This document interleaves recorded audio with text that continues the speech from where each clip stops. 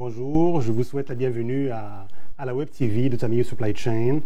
Et j'ai le plaisir aujourd'hui d'accueillir un grand collègue et un grand ami, professeur Ammar Amoudine, qui nous vient de l'Angleterre, qui est directeur de Logistic Institute of University of Hull. Bienvenue Ammar.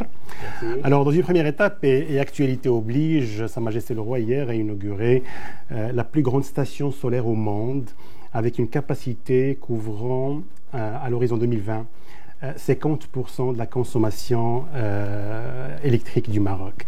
Alors, comment, à votre avis, ce projet structurant contribuerait davantage à faire du Maroc un hub, toi qui as toujours revendiqué l'idée que le Maroc est un vrai hub entre l'Europe et l'Afrique et l'Asie et les Américains? Ah oui, premièrement, félicitations. Je pense que c'est excellent d'investir dans ce domaine. C'est un domaine d'actualité. Être un hub, on peut être un hub de plusieurs choses. On peut être un hub logistique, mais aussi on peut être un hub énergétique. Et dans ce cadre, on peut non seulement développer l'expertise au niveau de la production de l'électricité et même par après le stockage et l'exportation de l'électricité lui-même. Bon, 50% dans un premier temps, peut-être 100% et 150%, une fois qu'on a l'expertise. Mais dans un deuxième temps, il y a peut-être un potentiel énorme de déployer ce genre de station dans l'Afrique en général et de là à devenir maintenant un hub logistique où tu as l'expertise locale, mais tu as aussi toute l'expertise au niveau de la supply chain, de solaire. Je pense que cela positionne le Maroc déjà en avance sur tout le monde. Ok. Alors, Ammar, vous avez travaillé sur le cas du Panama en tant que directeur du Logistic and Supply Chain Institute à Georgia Tech, par la mise en place de l'Observatoire mésoaméricain sur le transport, entre autres. J'aimerais que vous partagez avec nous cette expérience et ce modèle du Panama, du hub du Panama. Ah oui, une expérience très enrichissante, où on a pu apprendre beaucoup de choses, mais on a pu aussi mettre en valeur différentes choses.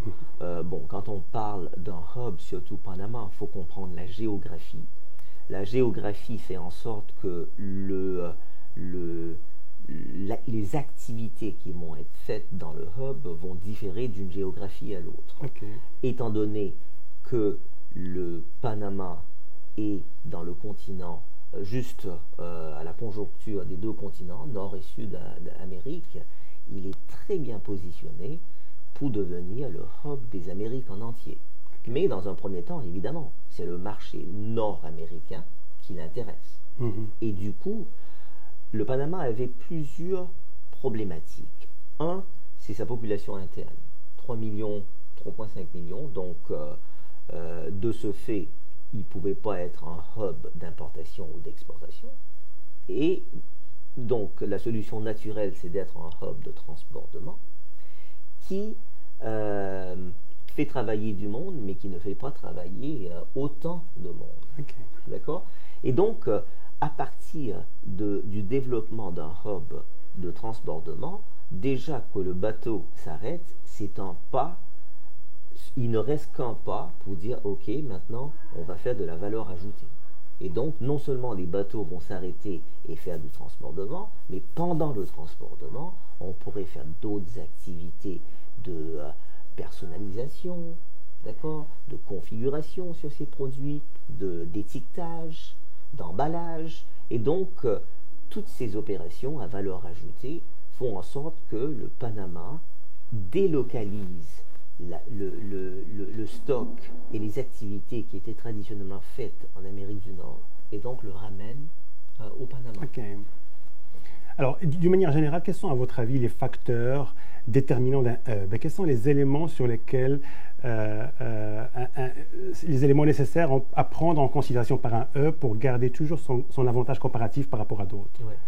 Il y a un certain nombre d'éléments qu'on regarde, des choses telles que la géographie, évidemment, qui va jouer l'infrastructure logistique, la connectivité. Et quand on parle de connectivité, on parle de connectivité avec les autres pays, mais aussi connectivité à l'interne. Est-ce que je peux rejoindre facilement tous les centres de distribution ou de demande, les plateformes logistiques?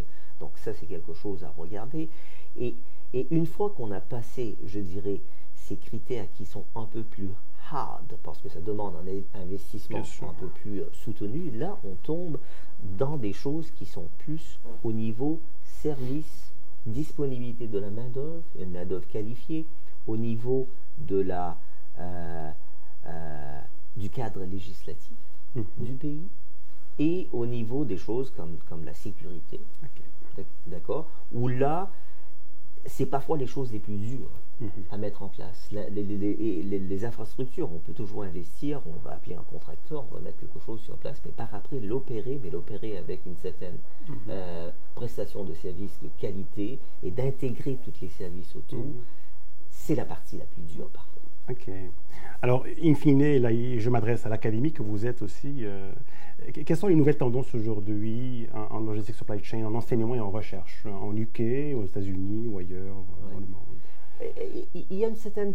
Bon, je dirais qu'il y a deux tendances qui sont un peu contradictoires, mais il faut les regarder dans le contexte. Il y a un peu une tendance de retour à la source. C'est-à-dire qu'une des choses qu'on a oubliées au niveau académique, au niveau de l'enseignement et même de la recherche, c'est les process et les processus. D'accord? Dans tout ce qu'on parle, il y a des processus. Et les processus sont importants, il faut les documenter, il faut les standardiser, il faut les intégrer, et il faut faire en sorte que le service se fasse d'une façon continue et que les gens sont au courant de ce qu'ils font. Et ça passe par le process. Ah oui. Il fut un temps, quand l'ingénieur industriel sortait, il apprenait tout des process et des temps standards, etc., qu'on a complètement, d'une certaine façon, délaissé. Et je pense qu'il faut réintégrer cette partie. La deuxième, c'est évidemment de regarder toutes les tendances actuellement, les nouvelles tendances qui sont l'Internet, le cloud computing, le Internet of Things, qui maintenant, une fois rassemblés, nous donne une connectivité digitale qu'on n'avait absolument pas. Et donc, la recherche et l'enseignement, c'est de regarder maintenant comment on peut établir la connectivité digitale pour permettre la visibilité totale et permettre ainsi un certain contrôle. Et donc, quels sont les algorithmes, les processus, les standards de communication, il y a